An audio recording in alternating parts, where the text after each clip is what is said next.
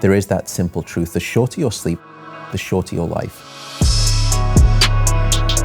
Sleep used to be one of the last great remaining scientific mysteries. We were still asking the question, why do we sleep? No one could give me an answer.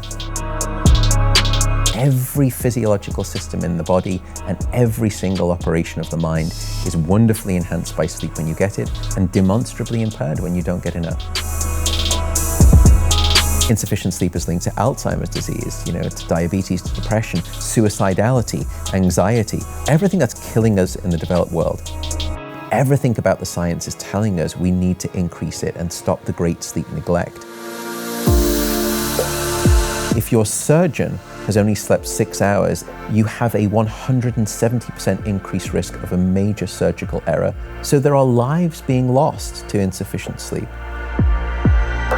We often hear that old mantra, you can sleep when you're dead. It's mortally unwise advice, because if you adopt that mindset, not only will you be both dead sooner, but the quality of that now shorter life will be significantly worse. Sleep is the single most effective thing you can do to reset your brain and body health. Sleep is a life support system, and it is Mother Nature's best effort yet at immortality.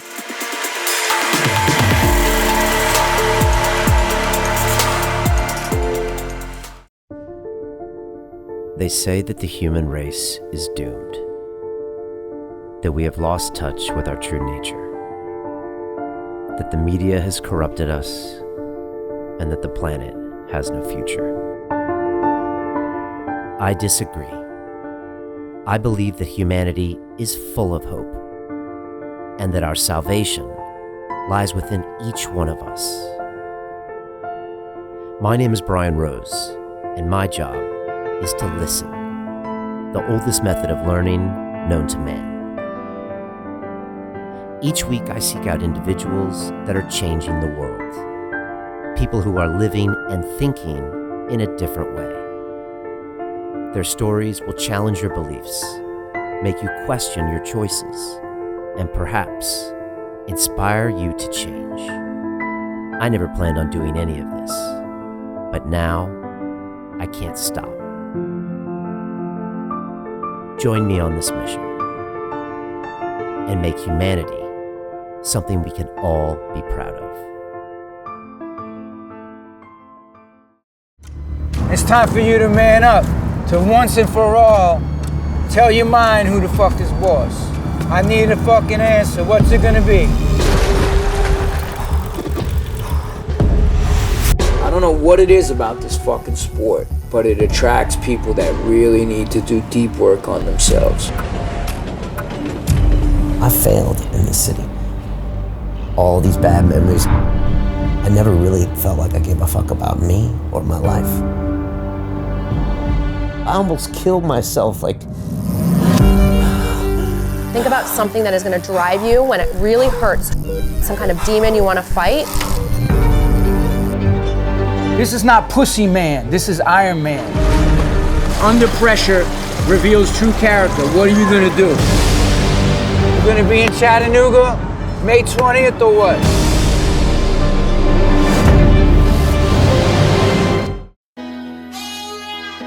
We've all heard the expression, I'll sleep when I'm dead. And let's be honest, we've all been privy to a bit of sleep machismo, where you're talking about how few hours you get every night. The truth is, your lack of sleep is literally killing you. And we think of this thing as a nuisance, when really sleep allows you to be creative, to retain memories, to do all sorts of important functions to the human body. We really don't understand this enough. And my guest this week, Matthew Walker, he's a professor of neuroscience at Cal Berkeley. He's also the sleep scientist at Google, and he's here to show you how you can sleep better and how it can make your life, your business, your relationships so much more enjoyable.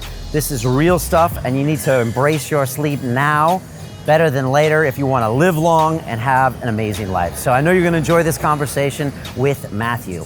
I also know you're going to enjoy what's going on inside London Real Academy. We've got our Broadcast Yourself course coming up, Business Accelerator, and Speak to Inspire if you want to give your own TED Talk or just communicate in a personal or business setting. It's all kicking off along with our free courses. Go to londonreal.tv, and here's a little bit more about it. London Real doesn't stop when the conversation ends. You see, that's when we get started. Because everything begins with a thought, and then comes the action. The London Real Academy is our global transformation platform. Here we bring together thousands of students from over 75 countries. Whether you want to build a profitable business from your passion, or learn to speak to inspire, or broadcast yourself with your very own podcast, or accelerate your life to become a high-performance person, we have the online accountability course and personal mentoring program that will make your dream a reality. Join us, and we'll take your life to the next level, together. Our next accelerator course is starting soon.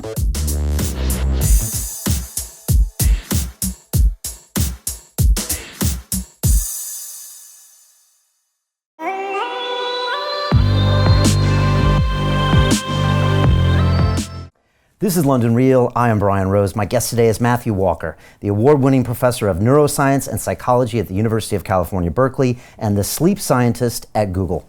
Your book, Why We Sleep, takes a groundbreaking look at how sleep is one of the most important aspects of our life, one that is increasingly neglected in modern society, and how that can have deadly consequences. Matthew, welcome to London Real. Thank you so much for having me. It's a privilege and a delight, and a long-time fan, so it's lovely to be on the show. That's awesome to hear. You know, this is something that gets everyone's ears pricked, I think, and everyone really likes you talking about sleep, and I want to get to your journey after a little bit. I think everyone likes sleep. I don't know if they like me talking about sleep, but we'll see. You know, sometimes I've had over 500 people here, and it's the message, the timing, and it's a lot of times the communicator that really makes a difference. So no pressure. We'll get into that. And but you know, what really strikes me in this book and with you is that, you know, deadly consequences.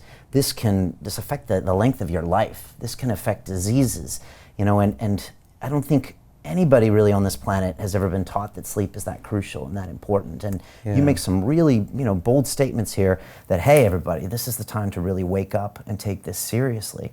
You took 4 years to write this book, right? I did, yeah. And I wanted to take that time because I wanted the book to not just be a quick hit about, you know, the top 10 tips for better sleep, or which we've seen for years, which you've seen lots of times, or, you know, just sleep for the brain. You could write a book on that.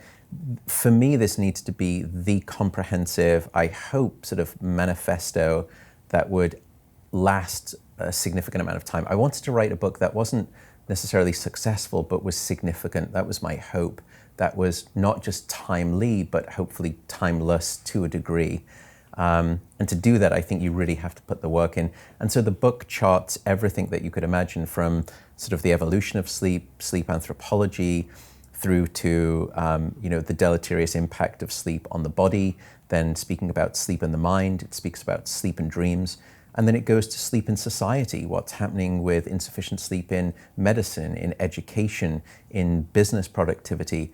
And it finishes with a vision of 21st century sleep prescription. You know, if this is the problem, this is where we've come, how sleep has evolved, this is what's happening with sleep right now. Where do we go from here? What do we do? Because I don't think anyone likes someone who just speaks problems and then doesn't at least offer a solution path. So the book took 4 years, in part because I'm not just an author, I'm a professor, I have a sleep center and have to teach.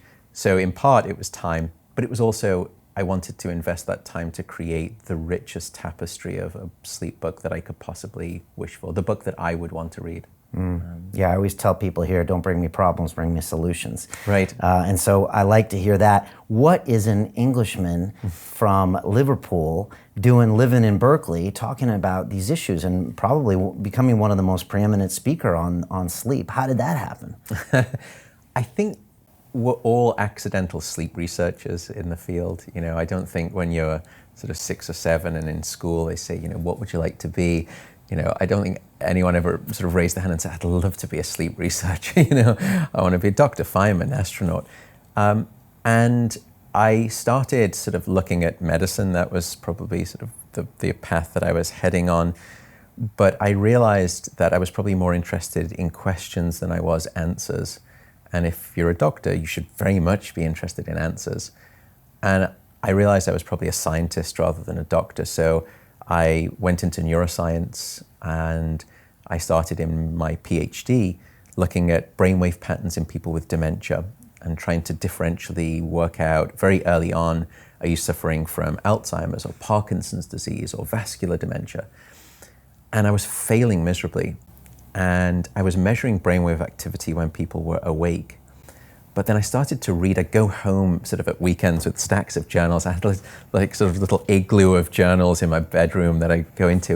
And I started realizing that the different parts of the brain that these different dementias would attack, some of them were attacking sleep centers and others weren't. And so I thought, well, maybe I'm just measuring their brainwave activity at the wrong time. I should be measuring them when they're asleep, not when they're awake.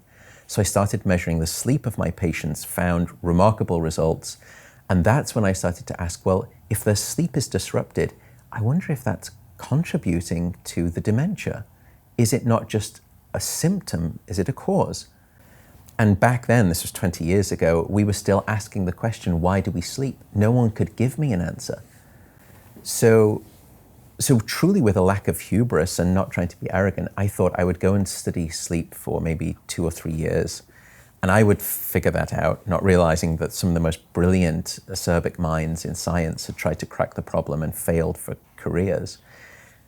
And that was 20 years ago, and I'm still asking that question. But now we've had to actually upend the conundrum. You know, sleep used to be one of the last great remaining scientific mysteries. We didn't know why.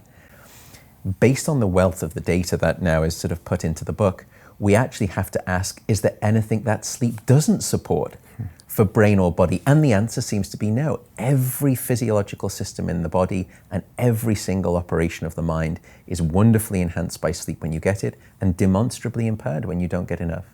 You used to think that there were kind of 3 pillars in the human body: diet, exercise, and sleep, and now you've pretty much said it's all superseded by sleep. It is, yeah. I used to think that sleep was the 3rd pillar of good health alongside diet and exercise, but I don't think that's true. I don't think the data supports my claim, so I had to reject it. I think sleep is actually the foundation on which those 2 other things sit. So for example, if you're dieting and you're trying to watch what you eat, but you're not getting sufficient sleep, 70% of the weight that you will lose will come from lean muscle mass, and you will keep all of the fat. The body actually becomes stingy in giving up its fat when you are underslept. And that's just one of many examples. You know, for exercise, it's very clear too, that firstly, if you're not getting sufficient sleep, your probability of exercising firstly the next day is markedly reduced. Secondly, when you do work out, your time to physical exhaustion is decreased considerably, almost by 30%. Your speed of sort of completion of running, for example, your peak muscle strength, even your ability to respire, to expire carbon dioxide, inhale oxygen, that's decreased. Lactic acid accumulation builds up quicker. Your ability to perspire, to cool the body, essential for high performance sport, that is impaired too. And finally, your injury risk. This is one of the most recent findings. If you simply look at athletes across a season, and then you bucket them on the basis of how much sleep that they're getting, 9 hours plus 8 hours, 7 hours, 6 hours, there is a linear relationship with injury risk, that the less and less sleep that you have, the higher and higher your injury risk becomes. So again, if it's just to try and sort of emphasize why I changed my mind, it really is the bedrock from which those 2 other things will then subsequently emerge. And if that foundation is shaky, it's very difficult to think that those 2 other things are effective. I just finished my Ironman race. Yeah. I kind of jumped in. Thank you. I was 47 years old, and I kind of started from scratch. And for 80 days, I was basically training every single day, sometimes twice a day. And my trainer, she said, sleep is one of the most critical components. Now, she couldn't necessarily tell me why or how to get it, but she said, you've got to log this every single night. And I'm just listening to the long list of things that I could have been suffering from: injury injury proponent, rest, perspiration. All of these things are critical components in the Ironman. And so I did get a lot of good sleep. And I can only imagine when I'm on the 22nd kilometer and I got to do 25 that day, like that's when you need everything, cognitive ability, everything. And that's what we see. I mean, it's a great insight, and it's very intuitive. Sometimes to unmask the lack of sleep that you're having, you have to put the system under load. So let's say that, you know, you're sleeping just 5 hours a night, and I measure your sort of physiology and you're just at rest in a chair. And sometimes, I mean, there's lots of things that we can pick up that are already impaired, your immune system, for example. But there are other things, let's say, looking at your cardiac output, where it's a little bit more difficult to tell at rest. But then as soon as we apply you to a challenge, cognitively for the brain or cardiovascular for the heart, instantly you see that's where the lack of sleep reveals itself to you. So it's there sort of as an insurance policy in some ways, but it's when you start to extend yourself, it's that mile 22 as you're describing, that's where you see, you know, the payoff of having a good night of sleep. Right. You know, I've spoken to over 500 people here in the studio, and not a single one of them has ever told me that they get by on a low amount of sleep. You know, they've always told me behind the scenes or on camera that sleep is one of the most important things they do. They get that. Even the ones you would expect to be the bravado and the this and the that, they actually don't, because I think they've learned over time. And, you know, I've been trying to get my sleep routine on point, and I was wondering if you could tell me what you think of my sleep routine. Yeah. And so, you know, in preparing for this show, I've been taking hot showers every night because of what you talked about how that can change your physiology, and maybe we can speak about this. For a long while now, I've kept my room fairly dark. I've turned off the electronic devices. I've got the earplugs in and the mask on. I did a little bit of a sleep divorce, you know, a few years ago with my wife, and maybe you can talk about that, where we currently don't sleep in the other room. And I'll talk to you about her sleep with 2 young boys shortly, and maybe we can comment on that. I do stay on my screens later than I should, so I'm probably, you know, still on a low lit screen, maybe even up to 11:30 at night. I think I've got something on my phone that tells me I need to be going to bed at like 10:40 to get my 8 hours. It's like a new app. You know, I get in there. I've been lately trying to take a hot shower before I go in. I've been using some magnesium cream, and that's kind of what I do. And I try to do the same time every night. And I have good and bad results. You know, I've always struggled with sleep.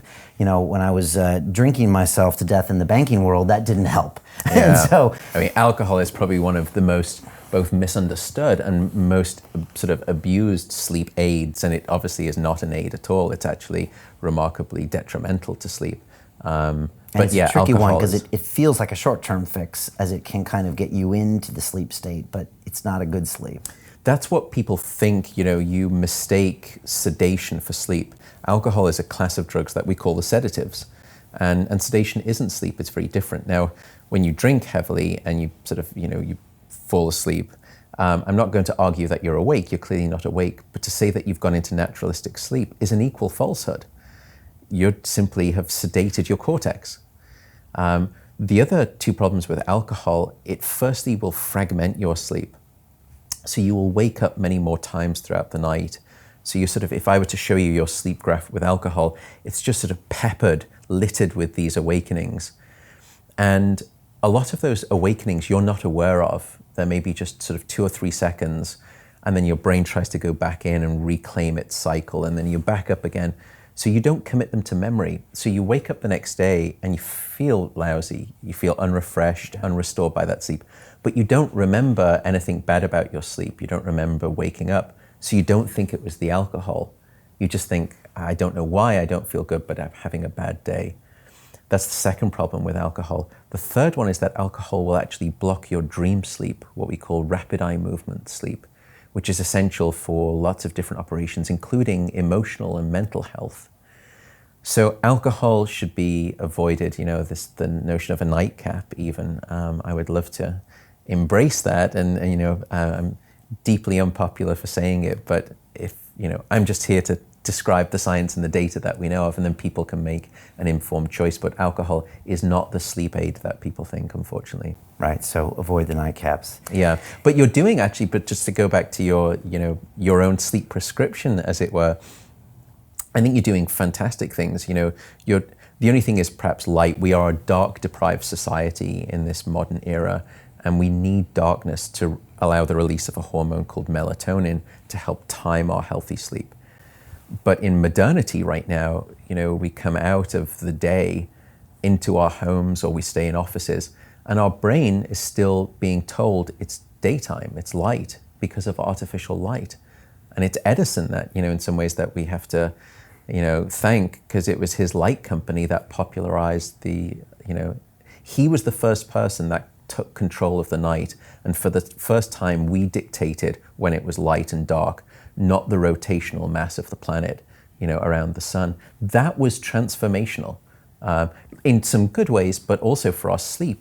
It was a devastating blow. So darkness is perhaps the only part of the sleep equation that maybe we could improve on. But hot showers or hot baths, great, because you come out, your core body temperature drops. Yeah, talk to me about this body temperature and how that helps you sleep. We've always heard the grandma thing saying take a hot bath before you go to sleep, but never really knew the science behind it. And part, I think, of that, Graham, often what I say is that we as sleep scientists are really putting the data behind everything that your grandmother and Shakespeare ever told you about sleep, to be honest. I'm not doing anything radical. What did Shakespeare say? I always forget. Oh, well, he has this lovely line that sleep is the chief nourisher of life's great feast. I think it's Macbeth, Act 2, Scene 2. Oh. Beautiful, words. It's just his prose are littered with sleep advice. So I think you're doing very well there. The temperature, to come back to it though, your brain and body need to drop their core temperature by about 1 degree Celsius or about 2 to 3 degrees Fahrenheit to initiate sleep. And it's the reason that you will always find it easier to fall asleep in a room that's too cold than too hot, because at least the cold room is taking you in the right thermal direction that your body wants to naturally go to get good sleep. Now, you could then kind of get recursive and say, okay, that's good, so your body needs to drop, but why does it need to drop its temperature? Well, why are we that way? We're that way because we are diurnal species and we were designed to be sleeping at night. And our bodies latched on to the natural drop in temperature as a cue and a trigger to fall asleep. And in modernity, we have dislocated ourselves with constant ambient temperature. Or worse still, we don't ventilate. So we evolved to be told to go to sleep using this thermal cue. Together with light is the other thing. Right. For a long time, we thought it was just light that regulated our sleep. It's not, it's light and it's temperature, those two things. And if anything, it may be temperature that's even more powerful than light, but both are powerful. So you get into a hot bath and you think, well, it's because it makes me nice and relaxed, or I get warm and toasty. Relaxed, yes, but toasty, it's the opposite. Because I would think that would raise my temperature and I wouldn't go to sleep. Right, exactly. So as long as you don't stay in the bath for too long, or the shower, and the shower is a good one, what happens is that all of the blood will rush to the surface of your skin away from the core of your body, which then takes the heat out from the core, and you get out of the bath and you get this massive dissipation of heat. It's sort of all of the blood is just brought to these massive radiators that are the vascular surfaces of your hands, your face, and your feet. They radiate most of the heat out. And therefore, the core of your body, the temperature plummets. And that's why you fall asleep faster. So you're doing great with temperature. Regularity is key as well. I think if there's a single piece of advice, go to bed at the same time, wake up at the same time. Which is not what anyone teaches you. It's not. People get no sleep education whatsoever. And I mentioned this in the book. I did a poll with some colleagues who lived around the world and grew up in different parts of the world. And I said to them, when you were at school, did you get those classic sort of lectures or classes about risky behaviors, about drugs and alcohol and sort of, safe sex and diet, nutrition, physical activity or PE? It was always part of, the regime. Did you have a lecture regarding the importance of sleep? And zero. Almost everyone said yes to all of those other things, and no one had a sleep education. So to come back to your question, we're never told about temperature, but in part, we're never just told about sleep per se. Why is that? Now, what is it? How can we miss that big thing? Like, again, I remember being pulled into the auditorium and going through the sex ed things with the girls and the boys around me going, oh my gosh. And I remember somebody having the talk about drugs, and I remember all this stuff, you know, but why not talk about this? It's not taboo. Is it just something we don't think about because we don't see it? Or, you know, why? You must have thought about this. Yeah, I have. I've thought a lot about it, actually. And I think from what I can tell, it's probably a collection of features that have produced this deficit in a sleep voice in our education. I think the first is probably the fault of people like me. You know, scientists have not done, I don't think, as good a job as we could have in communicating the importance of sleep to the public. And it was part of the motivation to write the book. It was one of two critical motivations. I think that's the first part. The second part is, you know, 20 or 30 years ago, we just didn't know enough about sleep. Or even if we did, I think, you know, how that translates trickle down, you know, into communities and schools just was going to take some time. But I'm desperate to try and change that. You know, I'd love to work with the World Health Organization, the CDC, I'd love to work with any first world nation government if they want to think about an educational policy. It is bereft in all first world nations right now, and that needs to change. So I think the trickle down has yet to occur and happen. I think the final thing comes back to something you hinted at, which is sleep has an image problem, that we stigmatize getting sufficient sleep with this label of laziness. You know, that we are slothful if we're getting sufficient sleep. And I choose my word very carefully, sufficient. I'm not talking about sort of excess. And so I don't think that has helped. I think communities, even in schools, were resistant. And to me, what I find surprising about that mentality is that we don't always hold that notion. What I mean is that, you know, no one would look at an infant sleeping during the day and say, well, what a lazy baby. You know, and we don't say that because we know that sleep at that time of life is non-negotiable. It's absolutely essential. But then somewhere between infancy and now, if you look, even toddler age or childhood, not only do we abandon the notion that sleep is essential, but we actually chastise people for getting enough. And people become proud to tell you how little sleep that they get. So I think that part of, you know, to come back to your original question as to why that voice isn't there, why we don't know these things, I think part of it is because we don't have an educational system that is either aware of sleep or teaching sleep, or perhaps, I fear, embracing and ready to, you know, celebrate sleep rather than stigmatize it. Okay. Let me contrast the room next to me at my house. So my wife is there, my boy is 2, my other boy is 10 months. They are up and down all times of the night. She's been dealing with these crazy babies for 2 years. She is massively sleep deprived. Yeah. She tries to get it whenever she can, sometimes during the day, but it is the constant needs of these children. And I'm just wondering, what does a new parent like that do, or someone who's in that situation where a choice isn't really seen, and now they have to kind of triage the situation? Yeah. Parenting is a very difficult equation in terms of a sleep solution. Certainly there are things that can help children sleep better. Having a bedroom, if there's one piece of recommendation advice I would give to parents for their children, it would be having a bedroom, a sleep routine. So, you know, bathe your child sort of every night, read a book every night, you know, sort of have a cuddle every night, have a conversation. Whatever it is that you feel works, establish that as a routine and then don't let it go. Keep that routine regular. That's been demonstrated to be hugely helpful. Then for parents, it's tricky. Work-life balance, harmony gets in the way. If you can try to structure it where if there are 2 parents, and not everyone has that, of course, but if there are, trying to think about the split shift workload, either dependent on your work schedules or dependent on your natural, what we call your chronotype. So there are morning people and there are evening people. And this is it's not a choice. People think, you know, I want to be a morning person. It's not your choice, it's your genetics. We know the genes that dictate what's called your chronotype, whether you're a morning sort of, you know, lark or you're an evening owl, you're a night owl. So some parents, if they're the night owls, maybe during infancy, they can take sort of, the first shift because they like to naturally stay awake late into the night anyway. And then the person who's the morning type can come in and pick up the morning shift. If you are of that separated type, some people are both types, it's the same, and then that doesn't work. It's a very difficult equation to solve.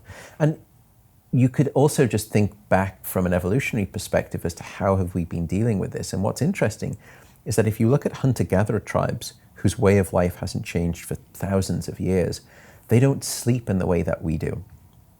They don't sleep as a sort of a separate individual entity. They don't tend to co-sleep. They actually group sleep. They sleep as a collective. Family members, aunts and uncles, they all sleep, legs intertwined. And so, sometimes childcare would actually be shared throughout the night amongst a smaller family community. And it's probably the reason that, by the way, we have these things called chronotypes, morning types and evening types. And I put a theory out there in the book as to why. Why aren't we all of the same? Why are we all sort of, separated in this genetic edict of wanting to stay awake late or wanting to be up early? And I think one answer is because as we were sleeping as a collective, we would all be vulnerable for that 8 hours. And that's a desperate vulnerability. But what if you were to program some variance genetically, where some people would probably be staying awake until 2 a.m., 3 a.m., because that's just natural, their tendency. And then other people would be waking up at, let's say, 5 a.m. So now, all of a sudden, what you may have is everyone gets 8 hours of sleep, but you as a species, as a collective, you're only vulnerable for maybe just 2 or 3 hours. So you've halved or even quartered the amount of vulnerability time. What a brilliant solution by Mother Nature. Everyone still gets 8 hours, but you're not vulnerable for 8 hours. You're only vulnerable for 2 because of the collective sleeping at different shifts. Love, elegant design. But coming back to the family equation, I think it's a very hard nut to crack. I mean, maybe that comes down to that fact that the family unit has been sliced and diced by our modernity, and along with the temperature being off, the light being on, grandma's not there, the uncle's not there, we're not getting this cycle of night and day. And we're so dislocated, we're so severed from the natural signals that we evolved with and evolved to receive instruction from. No wonder that sleep problems are on the rise, and ballooning exponentially. Rates of insomnia now just skyrocketing, and sleep apnea, sleep disordered breathing, where you're sort of snoring, as rates of obesity have increased. Snoring is directly related to body mass. So, and you can have sleep apnea if you're lean. It doesn't mean that you're an exception, but it certainly is a risk factor. So I think that's part of the reason why we're seeing sleep being such a problem. I think it's probably part of the reason why the book became so popular. I suspect it's sort of in spite of my writing rather than because of my writing. But there is such a desperate need for this thing called sleep. There is such an appetite and a hunger because so few of us are getting it and getting the amount that we need. Let's talk about what is actually going on while I'm sleeping. And, again, back to this kind of Darwinian concept. I mean, being knocked out for a 30-year day when you're on the savannah, I mean, it must be important because this ain't good. If you've watched some of the, Okavango Delta things, I mean, you don't need much time to be out to get taken out by the lion or the wildebeest or whatever. So, there must be some really important things happening here. And I think you even look at sleep to teach us about ourselves, which is fascinating. But, what's so important to shut us down for those 8 hours, more if you're a kid? And I watch my boys sleep, and I'm just wondering what's going on there. Yeah. Because, like I said, it must be super important for our own survival if you're willing to sacrifice a third of your aware time to keep it going. Yeah, I mean, it's a great point. If you take a step back and you think about this thing called sleep, so when we're asleep, we're not finding a mate, we're not reproducing, we're not socially interacting, we're not gathering food, and worst of all, we're vulnerable to predation. Now, on any one of those grounds, sleep should have been strongly selected against in the course of evolution. Add them up as a collective, what on earth? If sleep doesn't serve an absolutely vital function, it is the biggest mistake the evolutionary process has ever made. And now we're realizing that Mother Nature did not make a spectacular blunder, that sleep just services every single system within the body. And the changes in the mind and the changes in the brain that happen, that we've been revealing, are stunning. And now you can see what a remarkable investment sleep is, why sleep needed to evolve. Actually, though, I put another theory out there in the book. Maybe sleep did not evolve. Why do we assume that we started off awake and then evolved to sleep? And I put forward an idea, which I think is very probably difficult to prove, but that sleep was the default state from which wakefulness emerged, rather than the other way around, that we actually sort of woke up to sort of wake up and become awake. It's an interesting way to look at it, isn't it? Because that means that you're coming out of this sleep state to maybe go take care of some things, where then you got to get back to where you should be. Correct. Right, and that's why I wanted to present that theory in the book, and why I like it, because I think it turns the tables on how we think about sleep as a necessity. We think about wakefulness as being the thing that's necessary, that we accomplish so much, and sleep is the price that we pay for wakefulness. And yes, that's true in part because sleep is reparatory. It repairs a huge amount of the things that happen with wakefulness. And I've sometimes said that if you look at the data, wakefulness is low-level brain damage, and it's very clear that that's the case. And sleep provides a sort of a repairing and a cleansing of that. Low-level brain damage. I mean, that's hard for people to hear, right? It is, until you realize, if you come back to the stance that you just sort of described elegantly from the theory that we started off from sleep and then we opportunistically began to have these periods of wakefulness, but we always had to go back to the default of sleep because it's so necessary. I mean, sleep is a life support system, and it is Mother Nature's best effort yet at immortality. I've seen nothing else that comes close to it. Wow. These are powerful statements. And I like where you're going with this.